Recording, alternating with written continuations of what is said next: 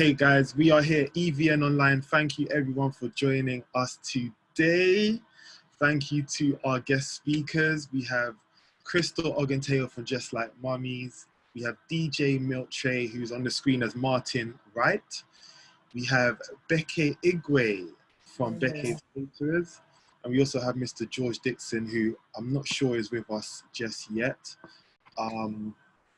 But hopefully he will be joining us. Okay, I see him here. He's joined us. Here we are. Believe it or not, we are on week 4 of that means that we have been on lockdown officially for 4 weeks.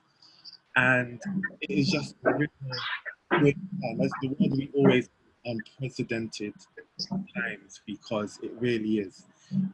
I'm here at home, like I've got my ring light now, so we've upgraded. I've got a mini afro growing here, as you guys can see. We're making progress over these weeks, but we are still at home. And I really want to just get the community together for a quick conversation like we've been doing for the last few weeks. And today we have our host to join us. So, Krystle, can you first of all introduce yourself? We'll go with the kind of stuff. Okay. Everyone who's joined us on the call, thank you so much for joining us. Please, now, for the meantime, yeah, thank you. Yeah, that's fine. Hi everyone, I'm Krystle, also known as IJ. I am the CEO and Chief Cake Engineer of Just Like Mummies, because cakes are a feat of engineering. It's not just sugar and eggs and butter. We engineer dreams and cakes. So yeah, that's me. Just Like Mummies is a bespoke cake company. We're based in Dartford. We're in our 9th year, soon to celebrate our 10th year at the end of this year, by God's grace. So we specialize in birthdays, all sorts of.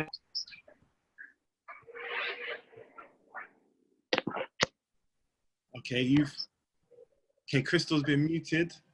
Yeah. Yeah, so go. Okay, cool. Yeah, so we specialize in creating all sorts of cakey treats, cakes, cupcakes, cake treats, but we also do cake classes as well. Even though COVID, we've gone into the virtual world and started doing online cake classes, and incorporated the kids who are the soon-to-be heirs of Just Like Mummies. So yeah, that's a little bit about me. Lovely, thank you so much, Krystle. Mr. Milktray, can we have you on next, please? Good afternoon, everybody. DJ Milktray from SBE Sweetboy Entertainment. Club DJ, radio DJ, wedding DJ, tutor for Rights Academy. Part of that business where me and my partners have set up a little business where we go into after school clubs and teach children how to DJ. And yeah, a motivational speaker as well, award-winning. Yeah, busy guy. Very, very busy guy. Okay, thank you for joining us today, Mr. Milktray. Okay, George Dickson, can we have you to introduce yourself next, please? Hello. Hope you can hear me well. Yes, this is George Dickson. Wedding for the last 4 years now. We've been enjoying the scene and made good friends with people like Dean. And I'm just happy to be here.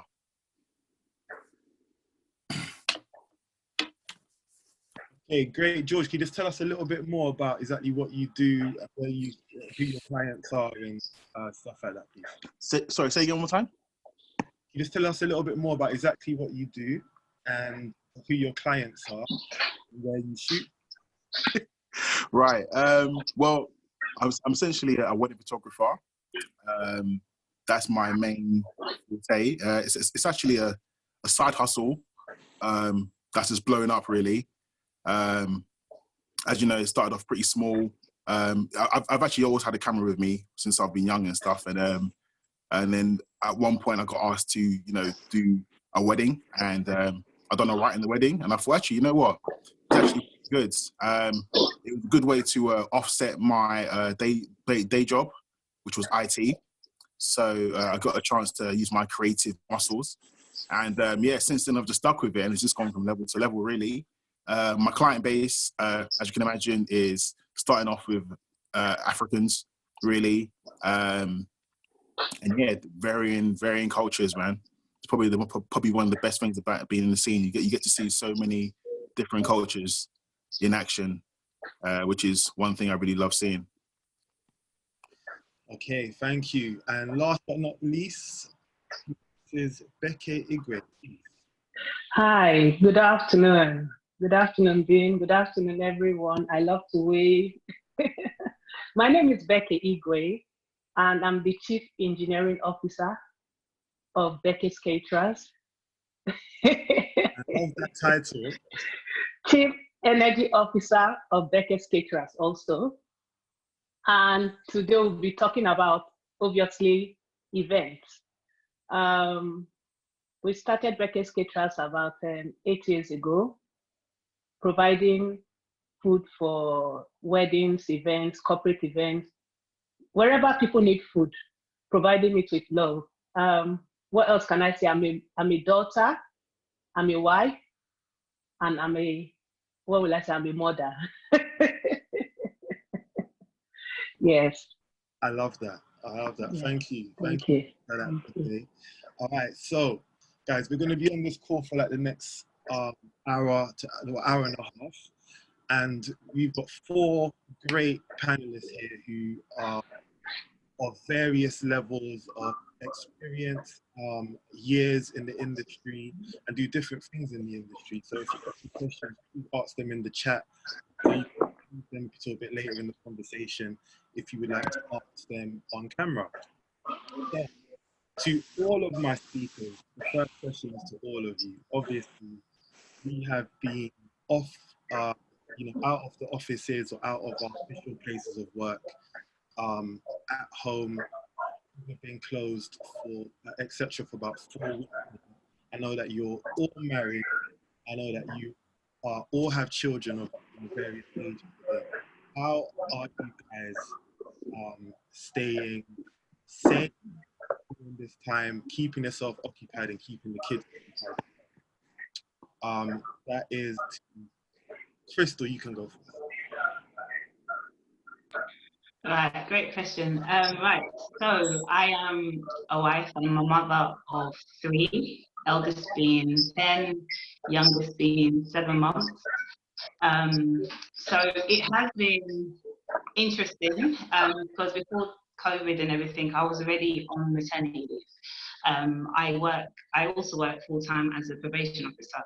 So I'm not supposed to go back to work till August/September. So when I was on maternity leave, I had a whole complete plan about what I was going to do with the business, having the time to sort of elevate the company further.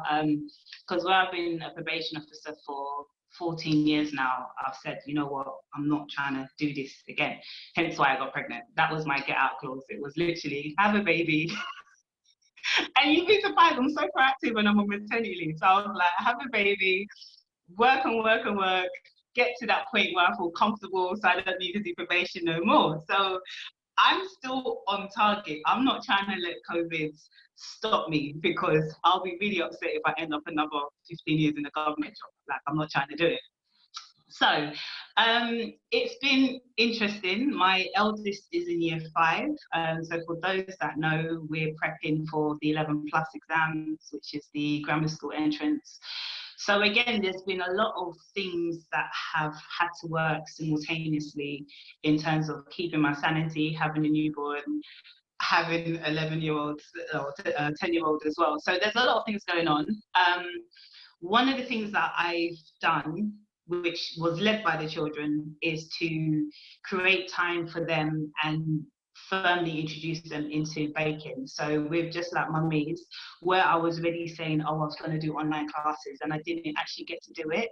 I started a baking series called 14 Things to Bake with the Kids. And my kids, for anyone who has children, regardless of what age they are, they're so fascinated with YouTube. So their goal was, Mommy, I'm going to be on YouTube.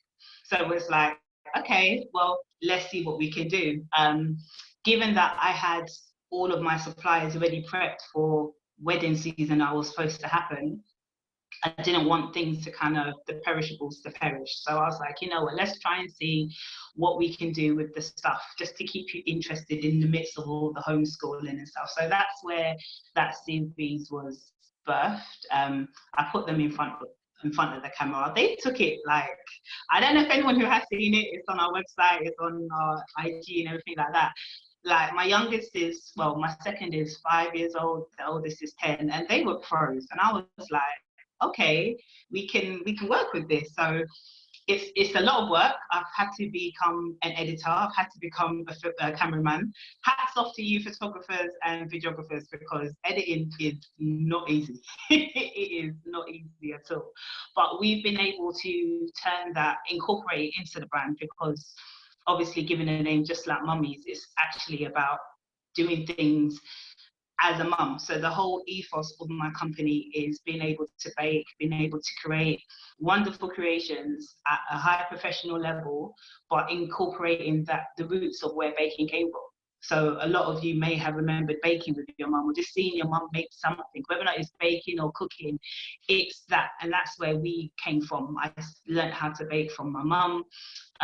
God rest her soul. I started baking in memory of how my mum used to bake. So a lot of the taste, the textures, the color of my raw batter actually came from memory when I actually started this baking journey. And seeing my kids do their series was a really, really proud moment, you know, because they got it. So I'm like, I now have my junior apprentices now, so I'm cool. But it is that whole thing of trying to do something which kept me sane, because I don't know much about other people who have a craft. Not being able to do your craft in this season has been really hard as well. So I needed an outlet to kind of bake. I had my time of being upset and, oh my gosh, what am I going to do? And I did have that natural human response, but then I was like, you know what, I'm still baking. I'm able to bake with the kids, and I'm able to impact other people. So yeah, that's where we are right now. I love that, Krystle. And, you know, your story is always so compelling, because I remember from the first time I heard you speak, I always remember that story of you learning to bake from your mum and wanted to basically incorporate her passion, her ethos, her characteristics into your cakes. And now you're now passing it down to children who are already getting it. They're getting how to bake, they're understanding marketing, they're understanding YouTube, and they are, you know, you're paying it forward, and they're advancing quicker than you know, say your generation. So yeah, can achieve by the time, you know, they even get to half of your age will be, you know, will be really great. So well done. Please tell us as well, what are you doing at home, and what are you passing on to your children at this time? So I have 2 twin boys, and we are at home. The wife is at home. She normally works in her office over in Greenwich, and then I'm predominantly either on radio, or I spend most of my time either on radio or in meetings, or primarily out and about. But she does the drop-offs to school, and I do the pickups in the evening. So for us, this has been really good quality time, because sometimes we can be like that. And let's be honest, we can all kind of like be in the hustle. And you get in from work or whatever, you sort out the kids, you make sure they're sorted, and then you sit down and you're on your emails, or you're responding to this, and you're on the IG and whatever. And then, so for me, I feel like God's just kind of put the world on pause and said, look, I'm going to put it on pause. And obviously we know what's going on out there, but there's some silver lining. So for our household, it's been really good, because we've been able to find balance, and there's a peace.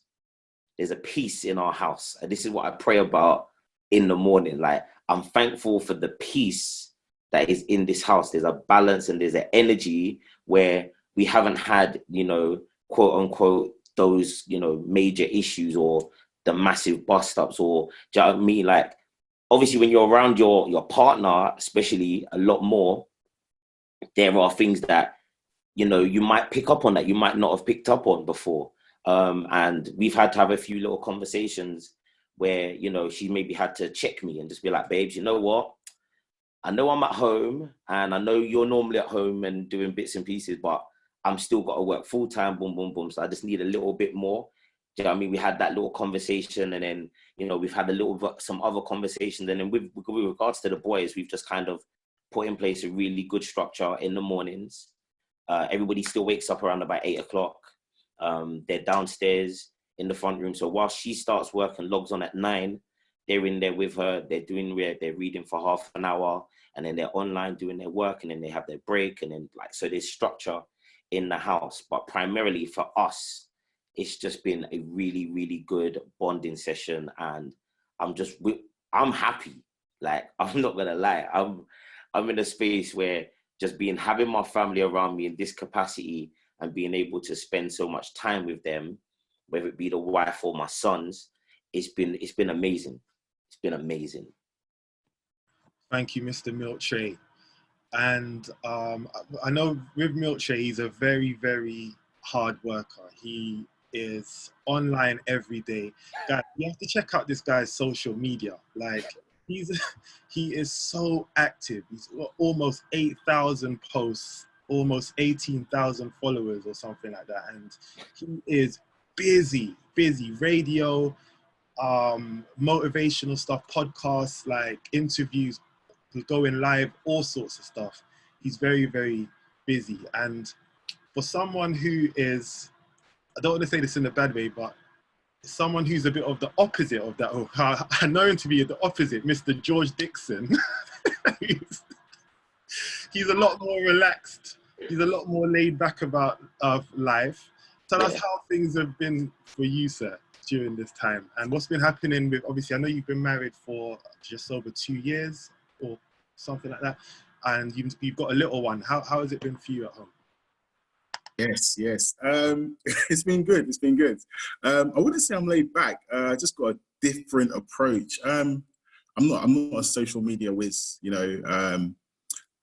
Even though I guess I might be the youngest in the group here, but I'm always been like, I enjoy face-to-face communication. I like to speak to people that know me from before them rather than the internet. So I've just never grasped the whole put myself out there, you know, kind of thing.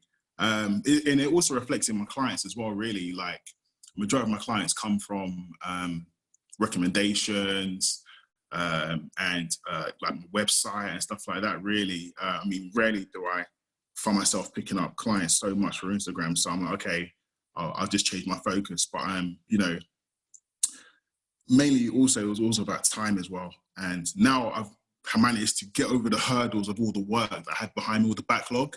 I'm now putting my face towards, you know, getting my social media networking skills up, really. So yeah, hopefully I'll catch up with someone like Milktray.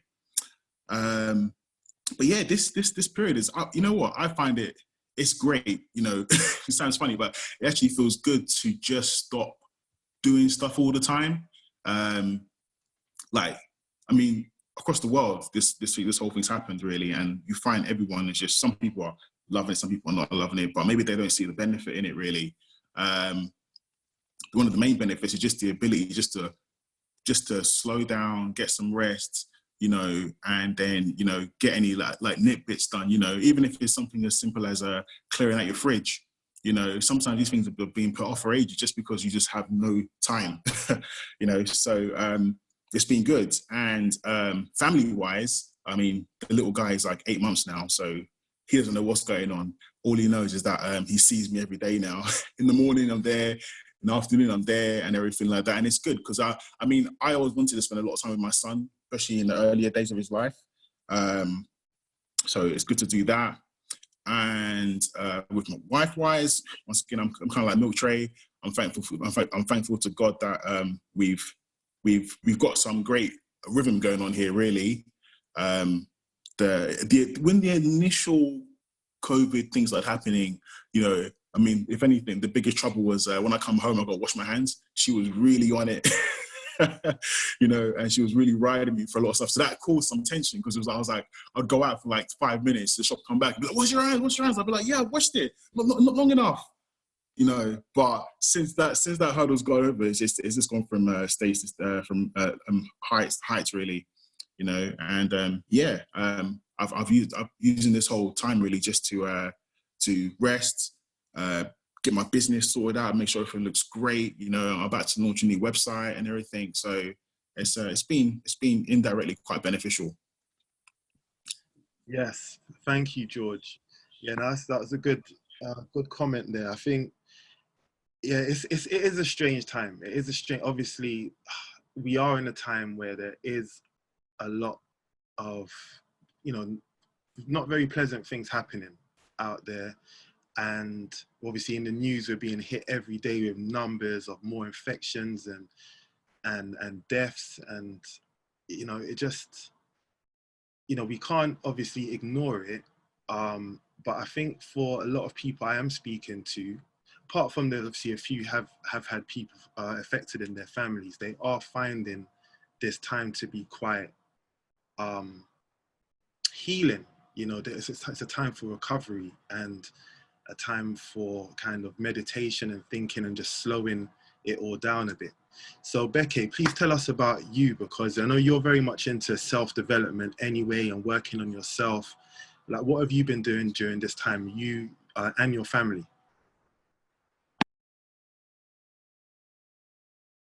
Beke, you're muted, Beke. Sorry. Yeah. See, I'm learning technology. I and my family were having fun, catching up. Everybody's got their zone. Married nearly 23 years now. So myself and my husband were like mates. For those people that knows us, we are like mates. Okay, so it's a bit different, you know, compared to other marriages. And my kids, they are like my friends. When I want them to be, they know. We catch up. Everybody, we have a family WhatsApp group where we communicate from when everybody's in their zone. What can I say about family? It's just that at the beginning of COVID, I found myself working for my husband, and it was a bit strange because most times he's there to assist me in my business. This time I was assisting him running around, which I've never done. I've never done assisting him in his own business. I found it as fun though, but a bit tiring sometimes. And I decided, you know what? I've got teaching qualification. I do the hospitality. I've got the experience. And I had a lot of calls once the COVID started. Even before it started, caterers calling me, other people calling me, oh, what are we going to do? And I found myself talking a lot on the phone. So I thought, okay, let me see what I can give back at this time before we go back to normal. And that's what I'm trying to do. And also just chill and enjoy myself. Like today, I thought, okay, I'm coming on screen. There's a lot of people here. I'm going to make the effort. Today, I was meant to be at Fall Park. I had a wedding. I chatted with the bride this morning, you know, and I just thought, you know what? I'm going for a live. Obviously, I put it on my WhatsApp DP. And they're like, what's happening? Oh, blah, blah, blah. I said, I'm going live. But you know what? I'm going to dress up for your wedding. I'll pretend I'm in your wedding and dress up. So that's how I've got all this, you know. An opportunity to get, you know, even though I feel good. Yeah, get dressed. you know, I always feel good. I'm very grateful to God. I hate to complain because I know people are in worse situation. I just pray this time we're all going to, you know, adjust, adapt. It's not just adjusting, adapt. Use this opportunity to adapt because there's always room to adapt. And if people find themselves in, which happens, you find you have a brain freeze or block or whatever, reach out.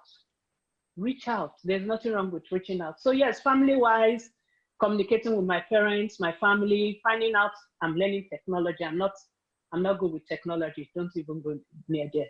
But I'm learning. I'm happy to learn, you know. Well, and I'm finding myself on Instagram a lot. That's something I used to shy away from, but now I'm learning to do it. And the way I'm doing it is I'm not doing it seriously, like I call it. I have a team of sisters, and one of them is like an headmistress. She knows herself. She's here. I'm not an headmistress. I'm chill. Enjoy yourself. So when I'm telling people, come to the party. This is a party. We're all having fun. We can see ourselves. I love that. I love that. And we love to party, don't we? And I think we do. That's one of the worst things about, obviously, social distancing, that we are actually having to just stay away from celebrations, stay away from music, stay away from our friends, our family. You know, obviously, I know Milktray is, you know, DJs nearly every week.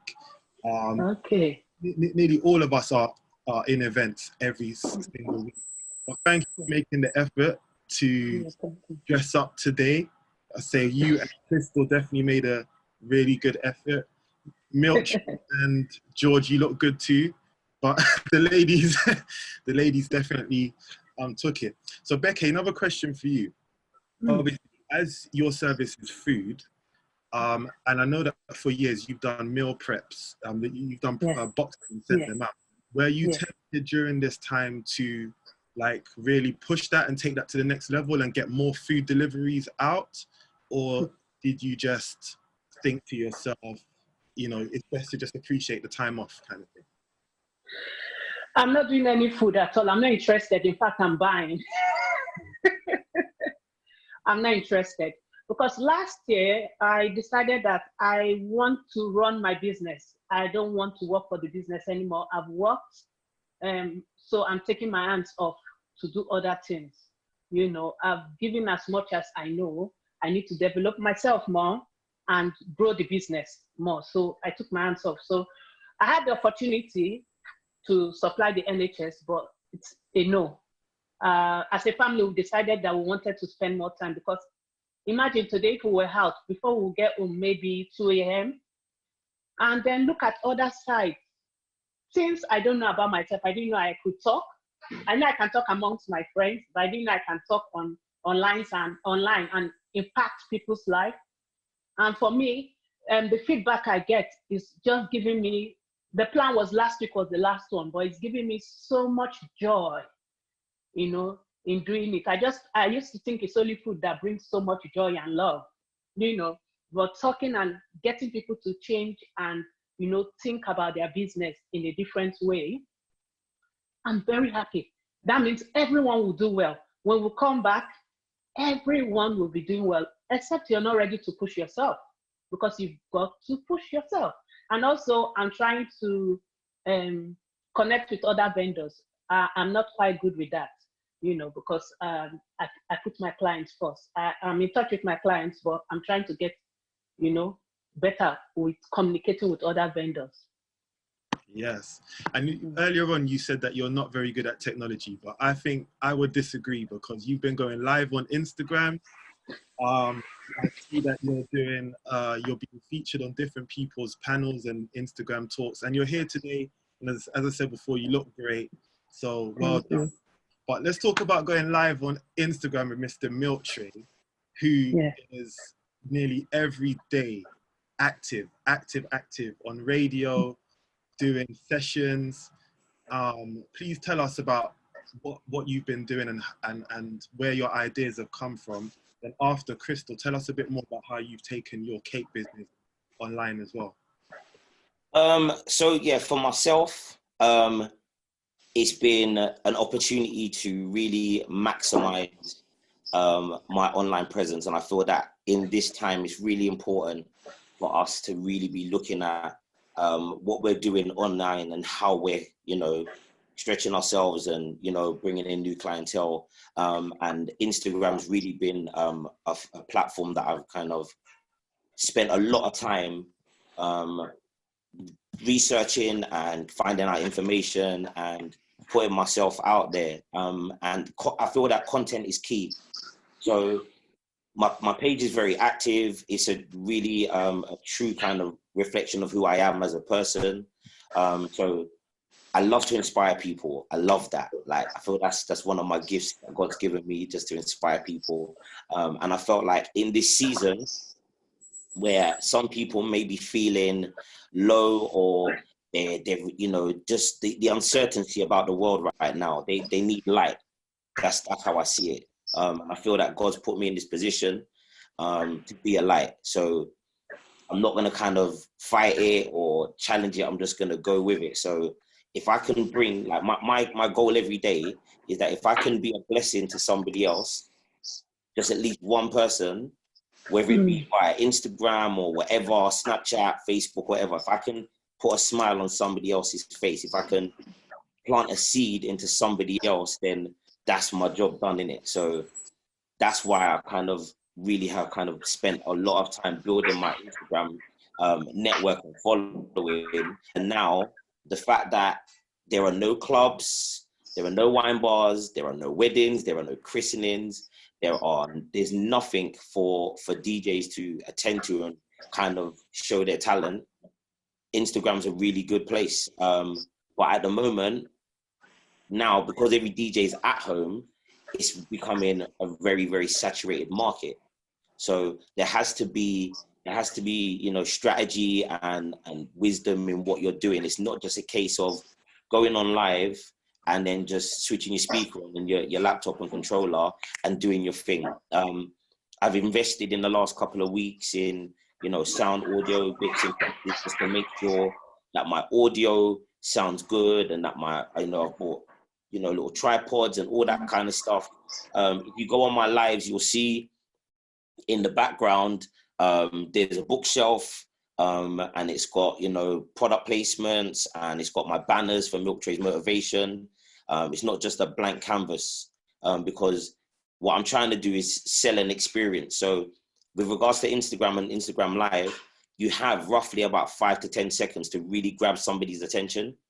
So when they go on and they see what you're doing, it's not just what you're doing, and from a DJ perspective, what you're putting out, it's actually the surroundings as well. So all of that helps to capture somebody's attention. And if you can grab them for longer than 10 seconds, then to me, that's a win. And then what I've noticed is that people are now going on live and they're sharing that post.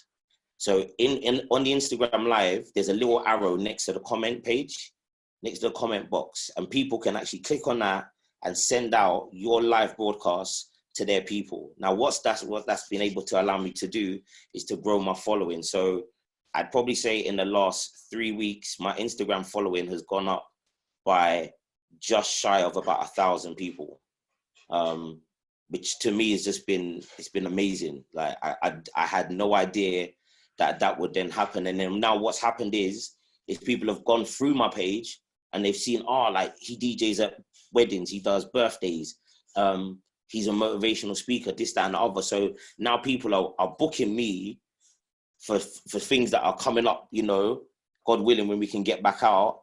And now that's my whole motive right now. So not just Instagram, but that's really my playground. And it's been really, really good. So to anybody that's on, I would say that really building our online presence right now is key. So whether it be Insta, Snapchat, Facebook, YouTube, monetizing YouTube is such a key thing, because a lot of people don't understand is those clicks. Once you get enough clicks and you get enough subscribers, and then you get YouTube coming to you and then talking to you about advertising, that's when you can start making some money. And that's when you start monetizing, so you can start making money when you're sleeping. That's my whole kind of thing at the moment. Yes, thank you, Milktray. Listen, Milktray, you need to let us all know when the Instagram, how to use Instagram class is available, because I'm telling you, like, this guy, he can post like a blank picture. The engagement he gets is something else. I don't know. Like, he can just post like a very plain, bland picture, and it will still get like hundreds of likes and comments and engagement. And as you said, it's just been built. It's about you. You've really built your community. You built your following. So now you're able to kind of take a lot of what you're doing online. It's very, very, very good. Very impressive. So Krystle, tell us, tell us about you going online. Obviously, I know this has been a dream of yours for a long time to do something, but now you're really going for it, and you're bringing your daughters in. You tell us a bit about before. Just tell us a little bit more, please. Yeah, so it was in 2018. My husband and I decided, what can we do to take Just Like Mummy's out of our kitchen? So we built a studio, and obviously by that time I was still working full time. So hence why I said, okay, when it comes to maternity leave, I'm going to push my classes. And obviously I've done a few. I've launched out in December. Firstly with the children's Christmas classes, and I've done a few one-on-one adult classes as well. So when COVID hit and I had a whole roster of classes lined up, I had to, like Beke said, you have to learn how to adapt. And obviously for the first few times, your head is thinking, okay, what am I going to do? What am I going to do? And then when an idea comes to you, okay, side note, if you don't have a notepad next to your bed and on you at all times, this is a time to get one, because a lot of my ideas have come just like that. And I thank God that I have a supportive husband who, fortunately, because of COVID, is also in the house. I can quickly speak and say, oh, babe, this is what I'm thinking, like, you know, what would you think? So when it's come to online classes, I started thinking, okay, cool, I can do this and teach people how to make. And then again, like Milktray has said, it becomes saturated. So a lot of caterers are doing lives. A lot of caterers are doing one-on-one classes online. And I said to myself, again, how can I make myself different from everybody else? And then you also have to look at what is happening with the environment around you. When I tuned into the fact of a lot of people are having Zoom parties and house parties just because they can't get together, I thought, okay, this is an idea. So I've launched what I call quarantine birthday cake kits. So with that, it was my husband's birthday, and yes, I know how to bake, so I was quickly able to whip up the cake. But then I realized some people may not know how to do that. And obviously you can't buy a cake because it's on sugar in Sainsbury's. So what I started doing is to incorporate online classes with a food delivery kit. So essentially you get your tutorial on how to make a cake, but then you also get, as part of the package, a whole box that has all your ingredients in it, your turntable, your spatula, everything that you need to make a cake. And it's kind of pushing it.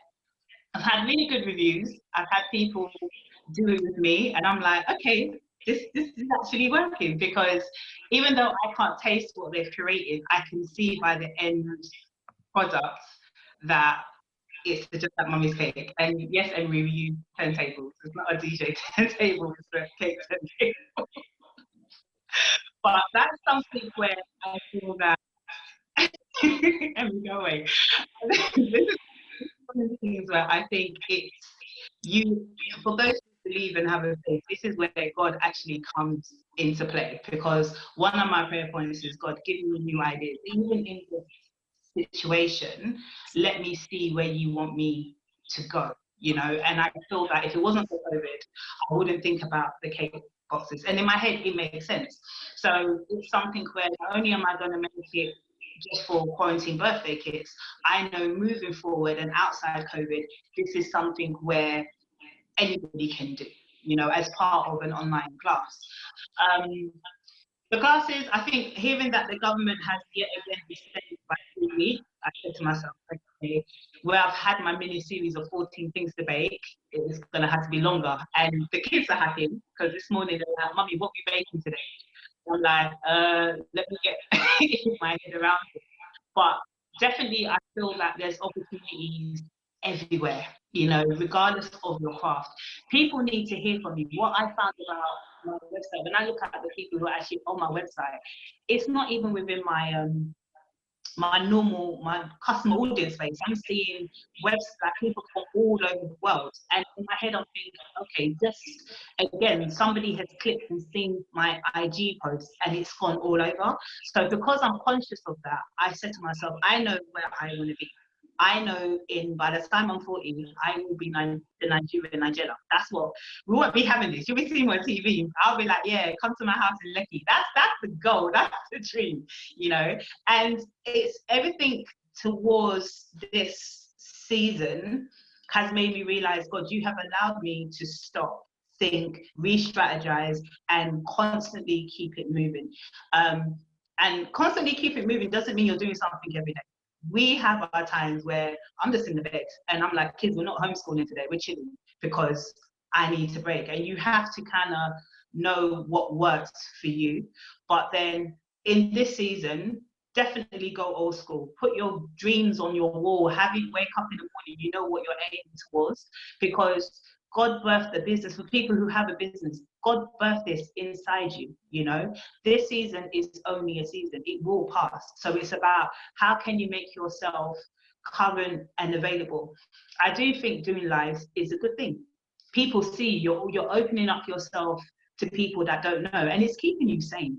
That's the reality of it. Yeah, that's it. That's all I have to say right now.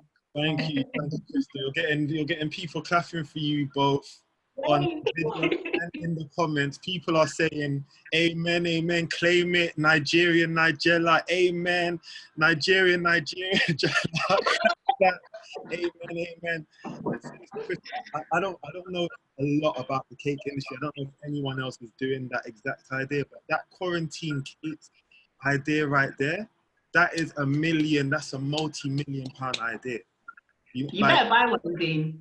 Just buy one. Don't talk. Buy one. I will buy one. Send me the link. In fact, put the link in the comments, because listen, Will do. put in the ingredients for cakes and the equipment in a box and posting it out to people.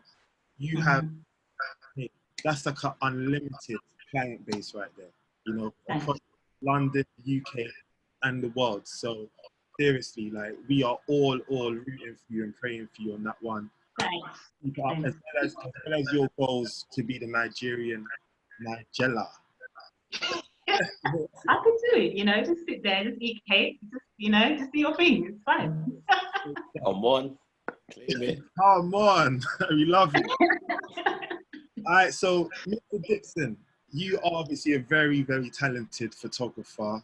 I'm a big fan of your work. I love your work. And you obviously cannot go out and shoot clients right now. Do you have any ideas for, I don't know, doing something a bit different? Like, I've been seeing some things on Instagram of other photographers trying to still do shoots virtually, and I don't know, trying to get clients to shoot themselves and then you edit the pictures. And have you got any wedding clients, for example, that are, because I know we got one or two brides on the call. Have you got any clients that's called you particularly concerned, and what have you been saying to them about it? Well, as far as being adventurous in this season, I would say I've been very, very, very boring. I've actually just, I mean, first of all, what happened? I got a whole bunch of phone calls from different couples saying they had to get new dates. You know, they were really worried, but I was like, you know what? This year, I've already actually decided I wasn't going to do too many weddings anyway, just for the fact that, you know, if we do too many, you just get a bit worn out, really, and then you can't deliver the same quality of service as you would really like to, and that can then, you know, obviously gives a bad impression on clients. And I say in this year, in the last year or so, I've tried to focus so much on my customer experience, really. And obviously part of that means that I've got to deliver things on time and, you know, as promised and everything. So coming to this season now, I haven't been so interesting, but I've seen a lot of clients had to push back their weddings to like next year and the end of this year. And as I say, with all this happening, it's just given me more time to look at what I've been doing. I just use the time to really train myself up. Really, when the season kicks off again, I think I'm going to be a much better photographer than I was before, because I've had time to practice. Really, I've even used my little son as a practice model. I've used my wife, you know, and I've just stayed on that little hustle, really, because, you know, I'm more about, I've always been about the skills as opposed to the money. So my goal is always to be the best photographer I can ever be. So I've kind of just focused my mind on that, really. All right, thank you for that, George. Really appreciate it. So we've had questions about catering actually coming through. And anyone, please put your questions into the chat because we are going to be asking them to each speaker. So this one is for you, Beke. So in terms of all of the, I guess, the new hygiene considerations that what kind of conversation is happening around catering at the moment, I guess, like maybe even going forward after this is done, is anything in particular that you guys are thinking that you guys are gonna have to bring in for going forward? Because everyone's gonna be hyped, very super conscious going forward. Sorry, I was struggling to hear you. So one or two microphones that need to be muted, please. All right. Apparently, I'm having mic issues today. 1, 2, 1, 2. Can everyone hear me? I can hear you now. Can you hear me? Okay. I'll speak up a little bit. Yes. It's in a nutshell. Once we go back to doing events, yeah, whenever that is due, are there any provisions that you put in place from what you've been hearing, kind of make people feel more comfortable that they're going to be eating, because everyone's going to be more hygiene conscious? Okay, yes. Moving forward, so far there are some updates on the what's it called, HSC website. When I was speaking to my group last week, I said they should go online and get the information. Things is definitely going to change. One of the topics we talked about is about spacing. So you have 10 on the table. Are we going to have 5, 6 now?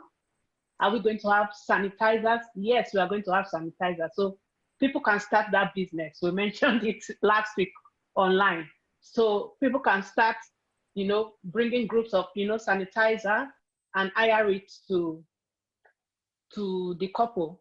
So people can sanitize their hands. Because is it the caterer that is going to bring the sanitizer, or the decorator, or the couple? We'll discuss that.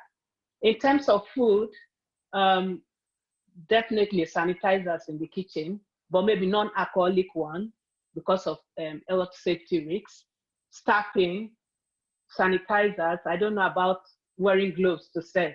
Wearing gloves to serve really is just for fashion when we wear the white ones, because really you're not meant to do that.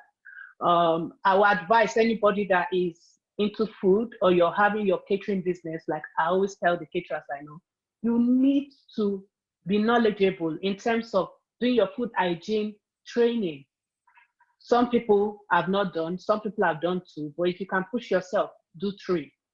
It will help, because you're managing a food company, be it takeaway. It's just like the way takeaway is being done now, contactless. So they drop your food outside, you pay over the phone with your card, no need for contact. So moving forward, there's definitely going to be changes in terms of food.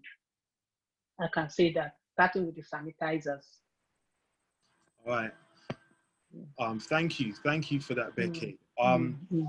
There's been a lot of talk about what is actually going to happen with our industry once we are all allowed out to go and play once again. Obviously, we've got 3 more weeks of an official lockdown. We potentially may have more weeks. Once we get to that 3-week kind of deadline again, you may be told that there's another 3 weeks, etc. And then it's going to take a while after that for people to adjust. So this was an article this morning on, I think it was on Forbes, that there's a restaurant in Wuhan that basically is not getting any customers, even though people have been allowed, like all of their restrictions have been lifted. Well, not all of them, they still have a few restrictions in place. But people are basically allowed to go out, socialize, go and eat at restaurants and stuff again. But no one is going to his restaurant. His restaurant's empty, and he's just doing a few takeaways per day, but he may have to actually close down. So what do you guys, from the conversations you've been having with some of your customers or your friends and family, what do you think the mental kind of effect of this and aftermath is going to be once we are allowed to socialize again? Do you think we're going to run straight back into events, or do you think there's going to be a bit of a delay? And anyone's free to answer. Milktray, you go first. So I feel that there's going to be a little bit of weariness with regards to people kind of just going back out there. As much as when you hear people, you know, when you speak to your people, your friends, your family, they're like, oh, I can't wait to get back out. I can't wait to get dressed up and step back out. But I still feel, because there is no kind of antidote or there's no cure or vaccine at the moment, I still feel that people are still going to be quite mindful. And I feel like because of the length of this period, they say it takes like 21 days or 21 to 28 days to create a habit. And I feel like if we're going to be in quarantine for this long, your mindset has already changed. Like, I've had conversations with DJs in the circuit and around town who are now thinking, as much as when we are allowed to go back out, you know, are people going to be more inclined to start having Zoom parties and doing stuff like that? Because now I'm getting inquiries for people saying, look, I want to do a Zoom party. It's my birthday in 3 weeks' time, and I want to book you. I know you've got everything indoors. Actually asked you to DJ at their Zoom party. It's in my inbox. I had somebody message me 2 weeks ago. I swear to you, on my kid's life, she said, how much is it to book you for a Zoom party? It's my birthday in a couple of weeks' time. We'll set up the Zoom. She said, I'll set up the Zoom, boom, boom, boom. I'll send out the link, and all I need you to do is just DJ. Like, literally. I love it. I love it. But this is what's happening in the DJ world now.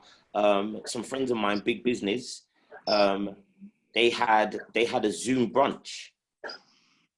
A house DJ that I know, Super D, had a Zoom party.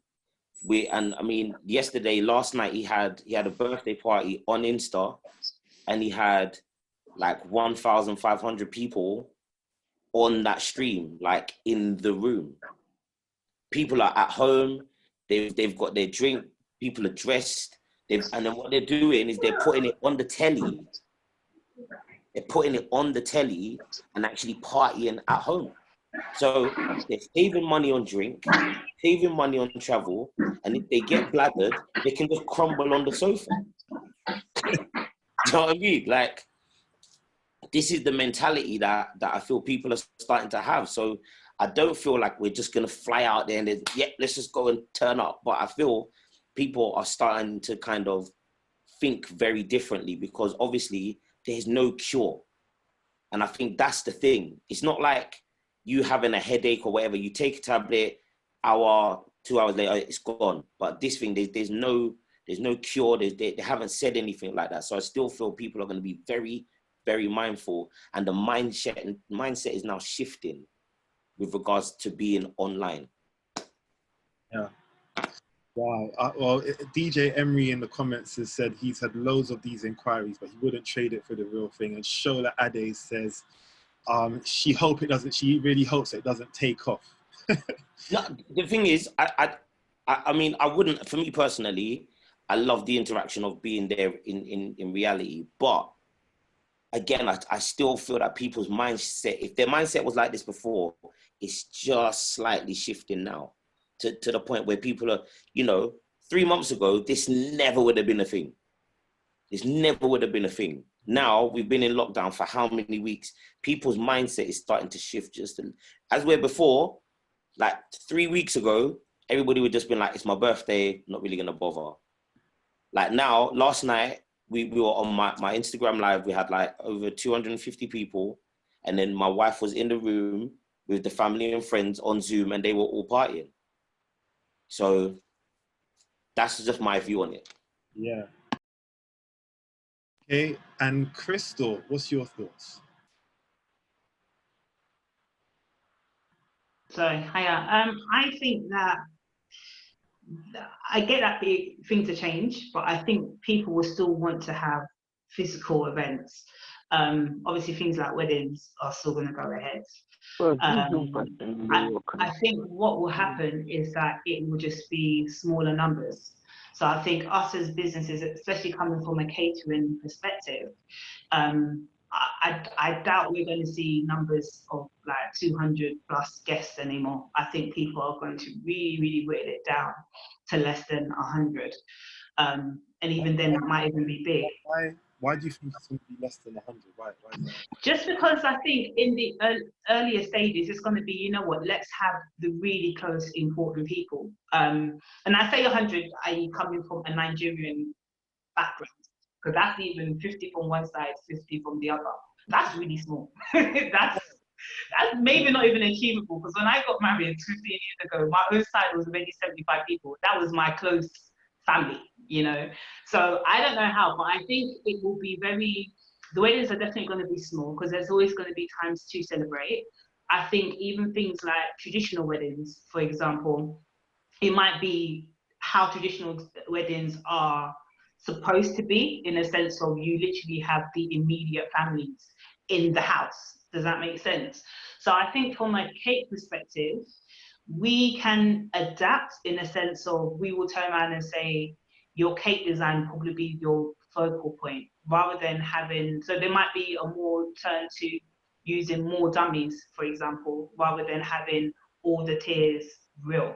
Because either or, yes, you may have a small wedding, but everybody has an image. They've always grown up with an image of how they want their dress to look, or how they want their cake to look, for example. So if you really want that opulent 7-8 tier cake, but you've only got 8 people, or 80 guests, for example, it's still achievable, but it might be that we're moving more towards the use of cake dummies rather than having real tiers. I do think, like Milktray said, things like birthdays will change. But at the same time, I feel that the minute the ban gets lifted, especially if it gets lifted before summer's finished, i.e. June, July, if the weather's good, there will be a sudden urge, like a surge to having something. So I think us as vendors, we also have to be mindful and be realistic about what we can do. For example, it's not realistic. If you know your lead time of doing a cake is 3 days, for each cake, for example, you can only maximum do 2 cakes in a week, for example, there's no point booking and having back-to-back orders, because you also have to remember your brand and your quality.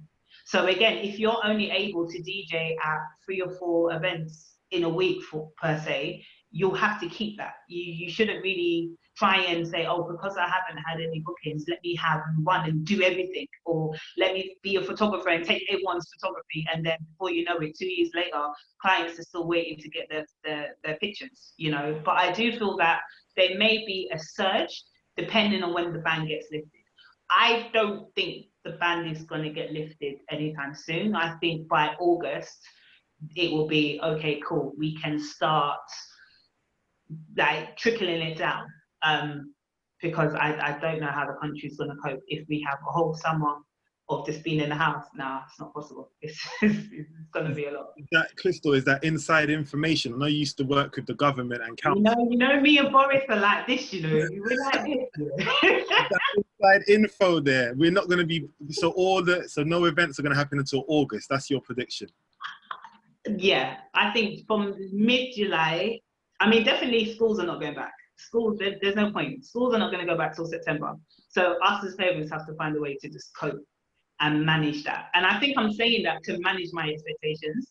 I'm a person, if I start thinking, oh, after 3 weeks, that's it, and then it doesn't happen, you then find yourself going into that rut of being depressed and worrying and panic, and that initial period of uncertainty. So I've kind of prepared my mind to say, okay, this is what it is. You're not going back to school till September. I have to take the responsibility of being your main educator. Okay, we're not having cake orders. What can we do to get my business still up and running? Does that make sense? So I'm, even with my brides, and one of them is online today, I'm in constant dialogue with them, you know, where people, I think with the initial period of COVID, and when everybody was reshuffling their weddings, I did advise to say, look, make it after August, because you don't want to you're supposed to get married in August, in April, and then you've now changed it to June, because you don't want to now have to re-adjourn your wedding again, and then you're not finding dates till 2021. So I'm thankful I've got really good couples who kind of listen to advice, not just from me, but from their planners as well. And I feel that the dates where my diary has been rescheduled is towards the latter part of the year. So by God's grace, everything should still go well. But it's about preparing yourself for the fact of things may not happen straight away. Okay, perfect. Thank you, Krystle. So, Beke, with your income, your revenue, the money that you make is directly affected by how many guests people invite to their event, right? So if they've got less guests, not all the time, but if they got 100 guests, then it's probably going to be less money than if they've got 300 guests or 500 guests. Are you worried about events being smaller and affecting your revenue, affecting how much money you're going to make for your business going forward? No, I'm not. I've had to work on all those, and bear in mind that guest number will be lower than before. I particularly don't like doing the large weddings. I really do not like doing those 500 pounder, maybe twice a year if I have to, or once. And that is if I have to do it. I like the small weddings from time.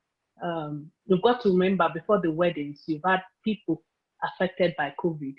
At least I know quite a few. I know a wedding I meant to do in June, and one of the bridesmaids is dead now. There'll be a lot of, we've got to remember, there'll be, with the Nigerians, a lot of Thanksgiving, okay, or maybe generally Africans, a lot of funerals before we talk weddings, because I've seen quite a few, okay, people affected by this. What else again, before we talk about weddings? The world is changed. It's changed, whether we like it or not. What we need to do as vendors now is to adapt your business and see where there's a gap that you're going to make an impact. Just like the caterers doing takeaway now, they're making an impact. You know, I'm using caterers as an example, or Krystle doing the quarantine box. She's making an impact. So like I said last week, you go back, look at your goals. You've got to adjust your goals. How about to adjust? And adjusting means in 1 week, I've done an hospitality workbook that I will sell later in the year, not now. So I'm preparing myself. I'm adapting my business to, okay, I've got this knowledge. Let me bring it out. And when it comes to weddings again, like we've said, I don't see 10 people sitting on the table or 12. It's just not going to happen. I remember before Boris announced, one of my brides, she still had it at the back of her head, oh, I'm going to have my wedding. That period, there was no chicken. And she called me, she goes, Beke, there is no chicken, I'm aware. Can we, change the menu? I said, no problem. Because I'm waiting for the clients to cancel. You've got to put yourself in the position of a client. Right now, that's what most of us should be doing. Okay, how do you feel when a company contacts you and speak to you or send you a message? So right now, what we should be doing is we should act like the client. As the client, how do you feel when the vendor contacts you? And what support are we giving to the clients? We've got to remember, some of them have lost their jobs. Some of them are not getting paid. We've had brides where they've had to adjust their wedding. So they're going to have this big wedding, but all of a sudden, loss of earnings. Those are the things we've got to do. Just like we've had loss of earnings, except those that have got the right insurance. Yes, you're getting paid for loss of earnings. Fine. or you've adapted your business, you're doing something else online. Some people are selling on Amazon, some people are selling on eBay. People are adapting because life goes on. Yes. So we've got to adapt without being in people's faces. Now, if you can impact people's life that way, why not? I'm in a group where they were like, oh, why are people making the face masks and sell? I'm like, come on. People sell coffin for dead people. What's wrong with that? Dyson jumped on 10,000 pounds a day. So what is stopping you? Because when you get that money, you must impact other people. So right now, all I always say is think of yourself as the client, not the vendor right now. Yes. And what can you change? Like we're talking sanitizers. Somebody can decide to start supplying all the vendors sanitizer. That's the person to go to if we need sanitizer in the venue. Wow. You know, thank you. You've got a very entrepreneurial mind, Beke. Thank you, team. Like you. We've actually got a question from one of the other panelists. So George in the comments said, okay, why do you like smaller weddings? Why is it that you like smaller weddings and not the big ones? For me, my food make more impact in the smaller weddings. I believe I did more when it's smaller wedding because I am someone, I like to be one-on-one with my clients. So as a business, I do struggle with that. I'm very, you know, I'm very cool. I love my clients love me. Some of them might be here. It's just like when this thing started, I wrote a letter and I sent to all my clients. I don't want to go into the content of the letter. The letter had the mother, the daughter part, and what we are going to do going forward.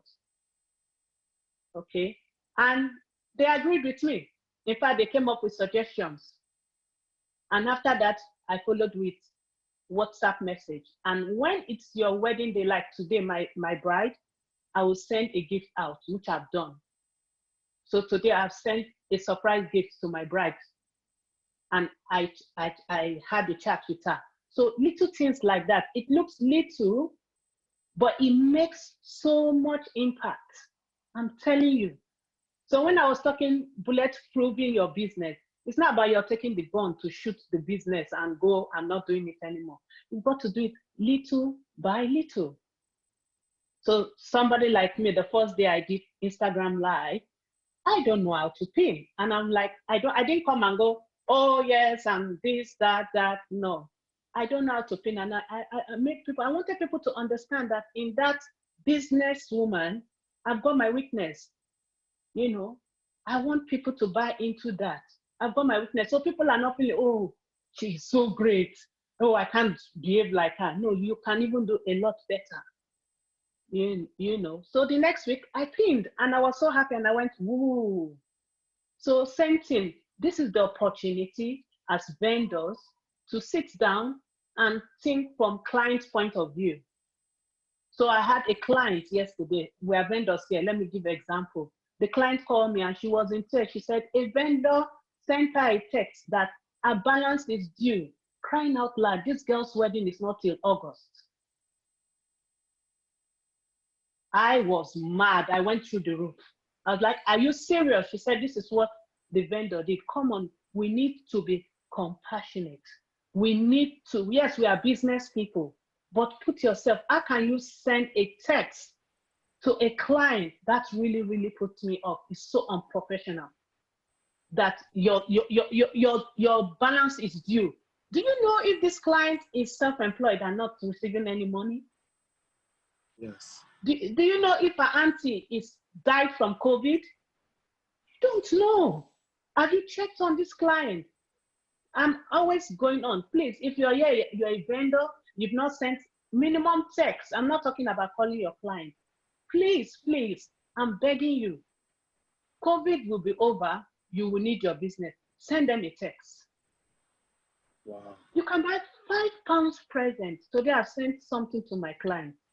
And I feel good because of the way she replied to me. I'm not saying all the clients are nice, but don't do things because people are not nice to you, or do it because it's you and see how you feel. Yes. Thank you, Jane. Wow, very powerful words there, Beke. In fact, Beke, I don't think I've ever seen you get upset before. Powerful, You're powerful. angry, so I can definitely see how much that had an impact on you. Yeah, it did. Yeah, George, I want to come to you quickly. So time is running out again. We've only got about 20 minutes left, so please keep your questions coming in. Yes. George, I want to ask you about something Beke said, which is basically we're going to see a lot of Thanksgiving, we're going to see a lot of funerals before we should even be thinking about weddings. Yeah, but I know traditionally and historically, Black people or Africans, Caribbeans, we don't often tend to gravitate towards the funeral side of the events business. Yeah, because we kind of just stay away from it. Could you ever see yourself doing funeral photography if that's what kind of brings in business? You know what? It's actually an industry that's quite lucrative because not many photographers want to jump into that scene. In my earlier days, I did get quite a lot of invitations to do events like that. It's a weird event to photograph, really. I mean, you're kind of out there looking for emotions and stuff like that, and you're getting a lot of tears, a lot of sad faces, and everything like that. It's not something I always think to myself: is it something that I'd want to remember and go back to and open up pictures about it? But it's probably after weddings, funerals are probably one of the biggest events where everyone comes together. So it could be. I mean, it's in that regards, it's a sign for photography, really, and people on of that ilk to like show their worth, really. Personally, I don't know if I would get myself into it, really, but I do think there's a great opportunity out there for people that are interested in getting in that area. Okay, thank you. I've seen a few of the comments saying that that's not quite true. I said about Black people being interested in funerals. So what I'm saying, I'm not saying that we don't do the funerals. I'm just saying that we don't gravitate towards them. Like I meet a lot more people saying they would do raves and clubs and weddings and stuff like that, but not many people that want to start out necessarily being a funeral DJ. Yeah, and I haven't really met many Black funeral directors over the years either. Like the people that actually drive the hearses and bury people as well. So, Milktray, we've only got about 15 to 20 minutes left. So, guys, keep questions coming in as well. There's so many comments today. Lots of good conversation. Thank you. For Milktray, Yes. you're obviously, we've got Krystle and we've got Beke and we've got George, all from Africa. From Nigeria and Ghana. How do you find it as a West Indian vendor in the industry, I guess, trying to compete? Because we do know that the West Africans do tend to kind of lead in, especially the luxurious side of the UK African Caribbean market. So how do you find it as a Caribbean vendor? I think it's down to two things. I think it's down to experience and personality, really. I come from a Jamaican background. Both my parents are Jamaican. I've been there several times.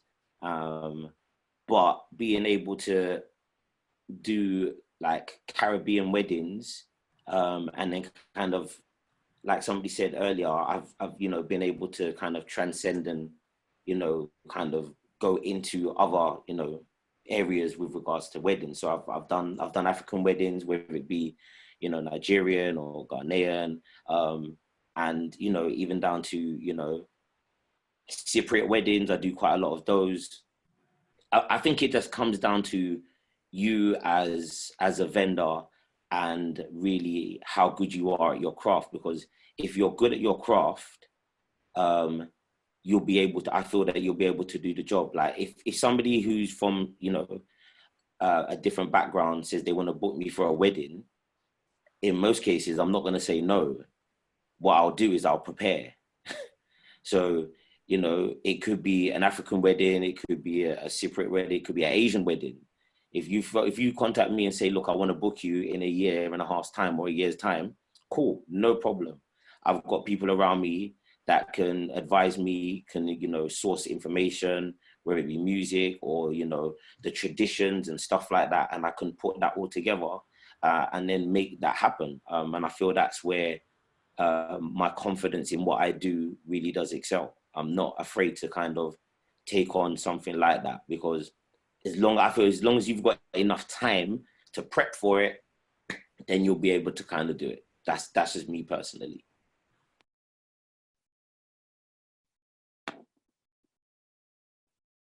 You're muted. Sorry, I'm making rookie mistakes. Laura's actually had a question for you, Milktray. She wanted to come on and ask. Go for it. Hi, it's can I be heard? Yes, hi, I'm Laura, social media team for the EVN. Mm-hmm. Really random question. Don't know how often you get asked this. What is the meaning, or why did you call yourself DJ Milktray? Why? I'm really confused. Why DJ Milktray? Okay, so this is going way back. Me and my cousin started our family business, our sound system, Sweetboy Entertainment, back when we were 16. At the time, we were obsessed with Bad Boy Entertainment, you know, the whole Biggie, Puffy, Craig Mack, Total, Mace thing. So we obviously couldn't call it Bad Boy. Like at one point, we're like, let's call it Bad Boy UK, but we decided not to. So we decided to call it Sweetboy Entertainment. And we were on a bus heading home. And we were like, look, like, what do girls like? He's like, yeah, girls like, they like Valentines and stuff like that. I was like, oh my God. So you should call yourself Mr. Valentines. He's like, oh my God, that's so sick, so sick. So he's like, so right, what are you going to call yourself? I was like, look, man. He's like, yeah, girls like chocolates. They like chocolates. I was like, yeah, chocolates. So he started going through all these names. He was like, yo, Quality Street. I was like, Bonda. He was like, what about like Ferrero? I said, nah, fam, love that. And then he said, Black Magic. I said, fam, we're a God-fearing family. We can't call ourselves that.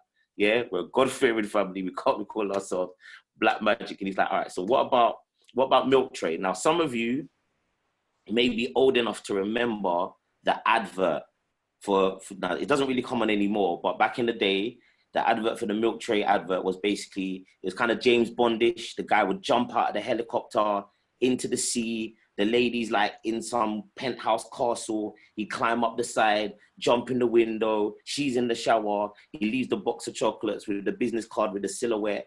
And then the catchphrase was, all because the ladies love Milktray. That's where I got the name from. I honestly thought it reminded me of the chocolates Milktray, so I'm so glad to know that's why it is called that. Nicely done. I will never forget that. Thank you so much for. Thank you. I love it. Thanks a lot, Milktray. We've actually had a question for Krystle. I think it was regarding. Okay, I'm gonna have to come back to it because I've lost it now. Laura, if you can send that to me in a little bit, that would be good. So we've got not long to go now. We're like on our last 10 minutes, so we probably should actually get to the final words. So just before everyone leaves, I'd like to just get everyone to leave our viewers and our guests today with a final word on what they are thinking about this time, what they're planning for the future, and just anything encouraging or uplifting that you would like to say just before we go. That's to you, Krystle. All right, cool. I think coming from the standpoint of a mother, coming from a standpoint as a wife, I think in this time of uncertainty, it is definitely important for all of us to hold on to our loved ones as close as possible.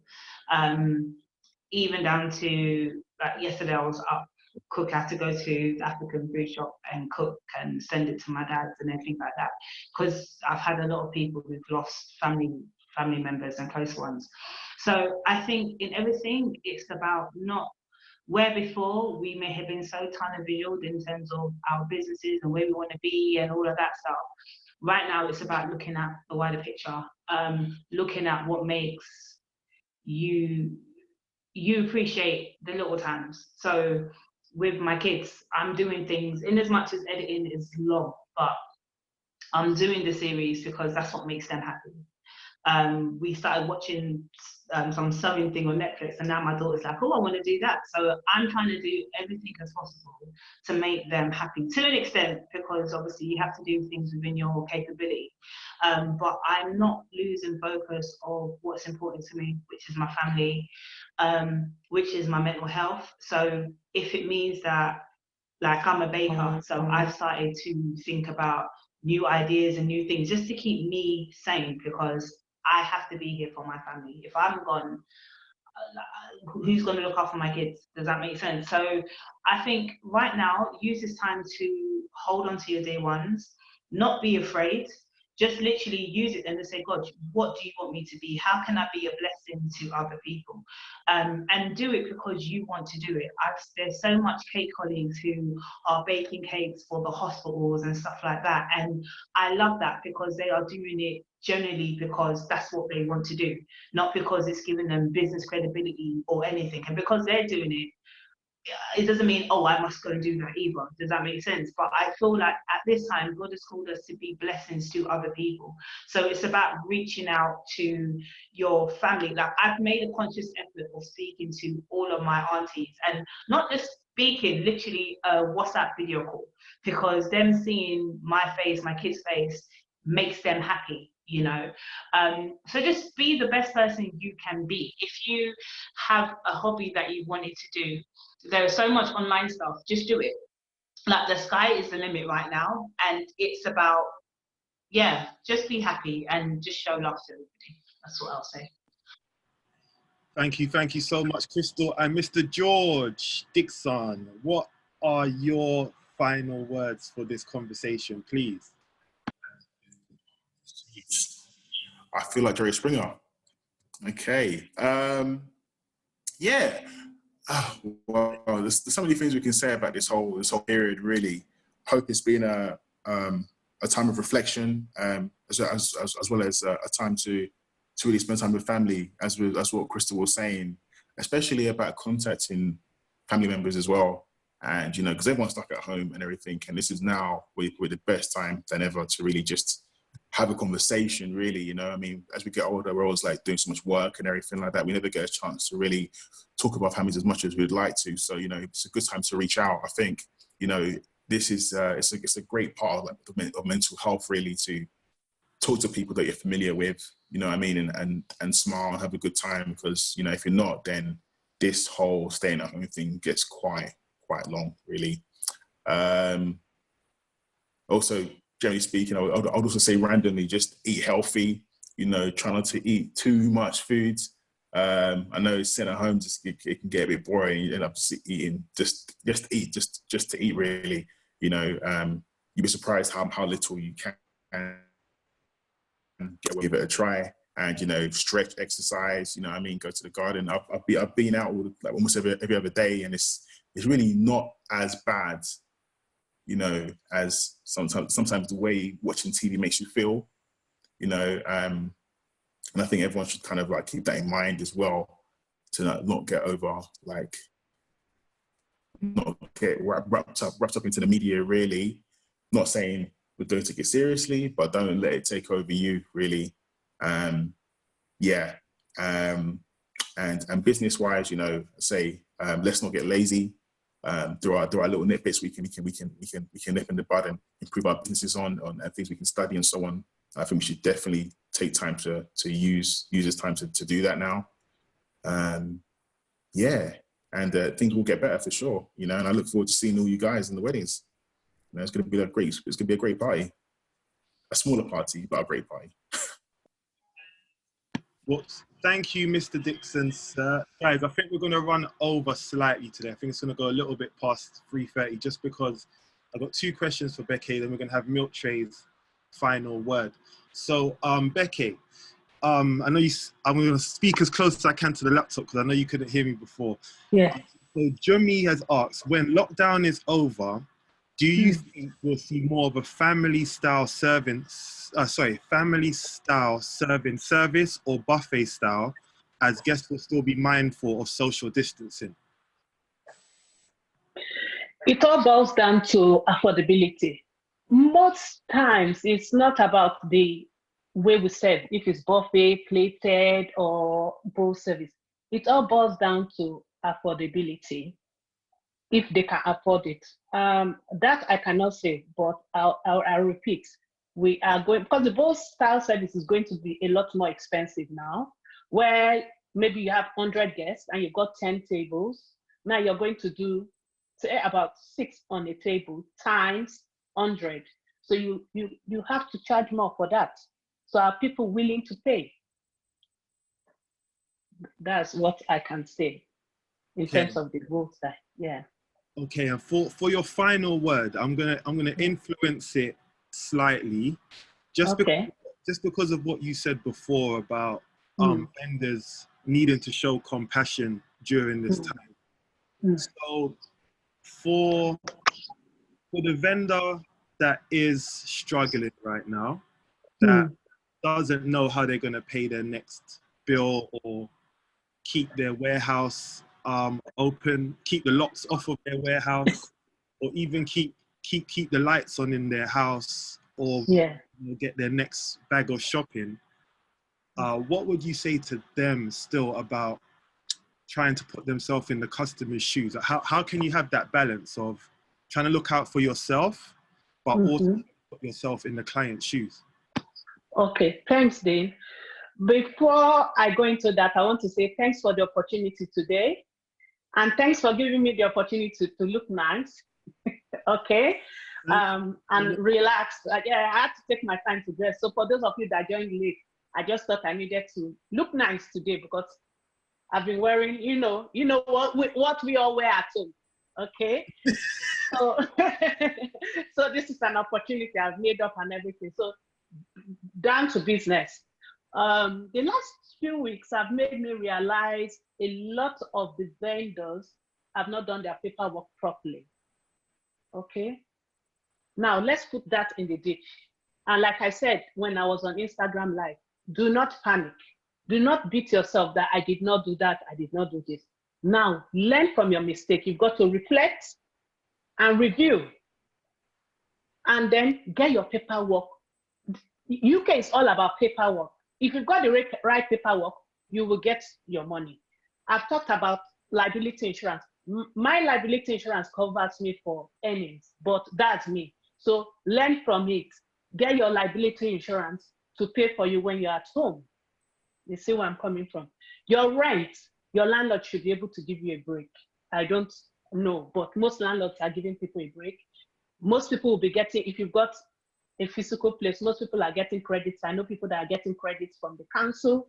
So the help is there, but it's only there for people that have got the right paperwork. So for those of us that don't have the right paperwork, there's food bank. There's no shame to go to food bank. This is where if you have I have the right, when I say team, I don't know how to express myself when it comes to that. I've got a very supportive team. I do nothing apart from my talking and cooking.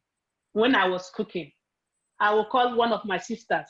They will help me with IT. I will call one of my sisters. They will help me with this. So try and have that sort of network. I'll call one of my sisters. You know, somebody is calling me. 11 people are on my phone. They are crying. I can't cry to them because I'm meant to be this strong woman. Okay? So I have who I go and cry to, apart from God. You know? But my first point of call is God. I don't joke with my relationship with God. Don't have a membership, like they say. Build your relationship with God. Learn to. I had to learn to build my relationship with God and build my strong network that once I say something or they say something, we are all there. Okay, I know people are going through stuff. That's why it broke my heart yesterday when a bride called me to report a vendor to me. I know the vendors I've spoken, Dean, I'm not going to lie, I've spoken to minimum maybe 15 vendors, and they're going through stuff. People are going through a lot. So let us all reach out. Reach out. Any little way. It might be even your staff. Think of your staff that was working with you on projects. I'm not talking about the ones you hire weekly. There are some that, like when you see Beke's Caterers, there are some staff you always see. Reach out to them. It might be you send them £10, or you bought a bag of rice for them. Just reach out. People will reach out to. People are reaching out to me, and yeah, I'm getting gifts. And I'm reaching out. Learn to, if it's something, if it's not a gift you have, learn to reach out.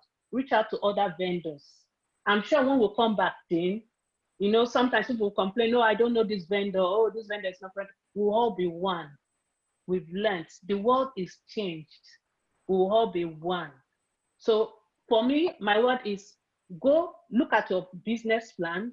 If you don't have a business plan, please have a business plan. Even if it's just a linear canvas, I keep saying, I've had to adjust my business plan because I have plans.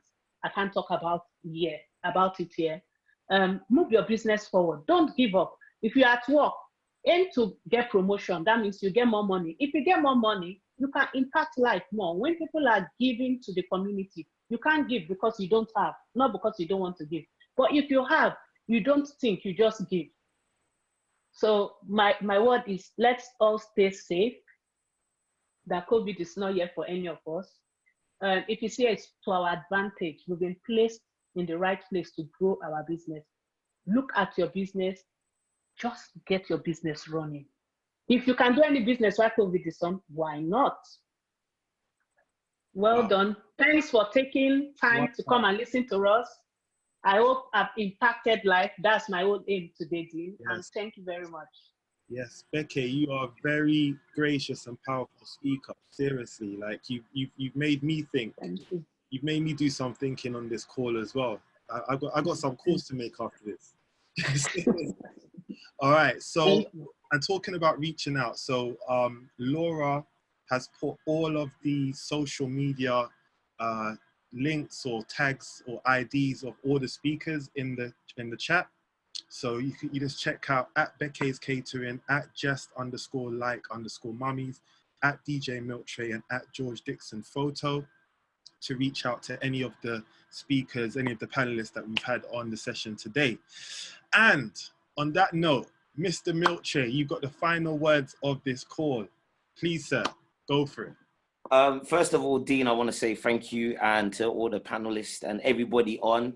Thank you so much for taking the time out on a Saturday to do this. Commending to you and the team for doing this. Is week 4 for you. And thank you personally for having me on the platform. I just want to say to everybody, like I said earlier, let's try and be a blessing to somebody else. Yeah. Before I get into the business, let's try and be a blessing to somebody else. Let's try and lift up somebody else. Let's try and make somebody else smile. Because right now, the world is, in theory, quite a dark and an uncertain place. And there are some people who are really struggling, like really, really struggling. So I feel for what you're doing, Dean, and the team, you may not even realize what you're doing today, because there could be one person on this thing who'd kind of maybe lost hope or was just in a dark space and mentally, emotionally, spiritually may have just been down. But right now, somebody on this could have just planted that seed that may just, grow into something beautiful. So to every speaker, to all the people in the comments, God bless you all. Thank you so much.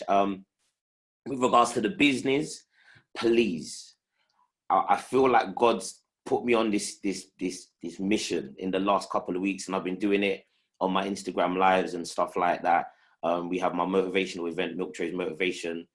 We do that on my IG. And really, I feel like God's been telling me just to tell the world that we really, really, really, I'm not saying that it has to be everything, but we need to think about our online presence, whether it be Instagram, YouTube, Facebook, or whatever. There is so much opportunity and so much money still out there for us to tap into. And we've got the time now to learn that skill. You know, like Krystle said, like learning how to edit. There's online courses, there's YouTube videos. You can do that, how to start your YouTube channel, how to do your website, how to, you know, utilize your Instagram, like all of these things. I mean, Dean has kind of said that, you know, I'm a bit of a whiz on the Insta, but that took me hours of sitting down and watching YouTube's on videos and learning how to, you know, utilize hashtags and working out how to understand the algorithm of Instagram and what kind of gravitates to this and that. And like all of that has taken me time. And now a lot of us have got that time. So let's utilize it to then, you know, grow and push our businesses forward. And at the same time, maybe even be able to allow to monetize our business, or maybe not even our direct business, but something new in this season, so that we can actually start making money whilst we're at home. Because for me, I'm going to just be really honest and really quickly. So I DJ a lot. I do the Rights Academy stuff, but I was still working part-time at Car Phone Warehouse, 1 day a week. And I'd been there for just under 21 years. And then recently, I've been, you know, I've got the letter and the whole thing, they're shutting stores. So I've been technically made redundant. Yeah. And Steve Harvey talks about taking your gift and jumping. And some of us are in a position where God is not even telling us to jump. This whole thing is like, it's kicked us. Like some of us, it really has kicked us to jump. So for somebody that's listening today, I'm just saying, you don't really know what you're going to do. And I get it. Like, even for myself, I'm like, I'm not, but the funny thing is, I'm so not worried, because you see, my faith in my God is so unreal. It's so unreal. The relationship that I have with him, if this had happened a year ago, I don't even think I could come on here. Because the moment I would have spoken about Carphone just not being there, I would have crumbled. But you see how I am, right, my relationship with God right now. So if you go to my page, you will see that I am a heavy follower of my faith. And I never shy away from it. I never try to dim it down. But at the same time, I don't push it on anybody. Like, that's my page. I'll do what I want. If you don't like it, cool. If you do, then it's all right. But what I'm saying is, you see, in this season right now, this is a season where the world has changed, and many of us have been kicked off this cliff to jump. And it's not going to be easy, and we're going to take the cuts and the bruises. But I can tell you now, when this season's gone, and we're looking a year down the line, 2 years down the line, I'm going to see so many people soaring. And it's just going to be so amazing to know that many of them have come from this platform. So to Dean and the team, God bless you all. Thank you so much. Wow. What a microphone drop statement that was. Thank you so much. Thank you so much, Mr. Milktray. You got people clapping for you, got people saying amen. And listen, really appreciate you coming on. I could probably do this whole session just with you, or just with Krystle, or just with Beke, just with George. I speak to you guys for long times. Yeah. I've offered, you know, on a regular basis anyway. So thanks for all coming on today. Milktray, please drop your details again about your Instagram and your class that you're going to be doing. I think you said you're going to be doing soon. Yeah, so I've put it in the comments already, but Dean kind of planted a seed about an hour ago, saying like, Milks, why don't we do like a little masterclass or coaching thing on how to, you know, really utilize and use Instagram. So I'm going to get that started literally in the next like week or two. So for those of you who are in the WhatsApp group and stuff, that will be in there, but I will put that up on my socials, and we can probably get, you know, the network to endorse it, and then we can get up on the IG and all of that, and then we can probably do that on my live or maybe on a Zoom, something like that. I will definitely come to your class, because the thing is, I think I'm pretty good on Instagram, but I'm here struggling trying to get to 2,000 followers on my personal page. Whereas, like, you know, I said, you're over 17,000. It's not just how much followers you got, but your engagement is high. Like, you get so many likes, so many views, so many comments. Like, you've really managed to create that community that that tribe and not just the following. So I will definitely come onto your class. Please let us know when it is. Yeah, and will do. thank you so much. We're gonna have to finish. It's the first time we've gone so far over the time. But we have to, I think there's a few more questions, but we will save them for next week if the people that ask them can come. Oh, we're on a break next week. We're on a break. I'm so used to doing, you know what Milktray said about forming a habit. I'm already in the habit of doing this weekly, but next Saturday, we're actually taking a break. We're going to be back the Saturday after, which is the first Saturday in May. Next Friday, I'm going to be hosting a conference online similar to this, but with some planners from across the world, all different places. We've got Anna Wang from Sydney. We've got Fonke Botno from Nigeria. We've got Kathy Ramiro from New York. And we've also got Kevin Zoe from Zimbabwe. So we're actually hosting an online conference on Friday night UK time. And the details are on the Elite Vendors Network social media, Instagram, and also my personal Instagram page, which is DC Event Design, which I'm going to put into the comments now. So listen, thank you everyone. Have a fantastic afternoon. You know, one thing we could definitely do is talk all day about so many ideas about the future and just about what's going on for all of us. But we have to cut it there. And I just want to say thank you once again for joining us. And we'll be back again Saturday after next with another EVN Goes Live. Thank you very much.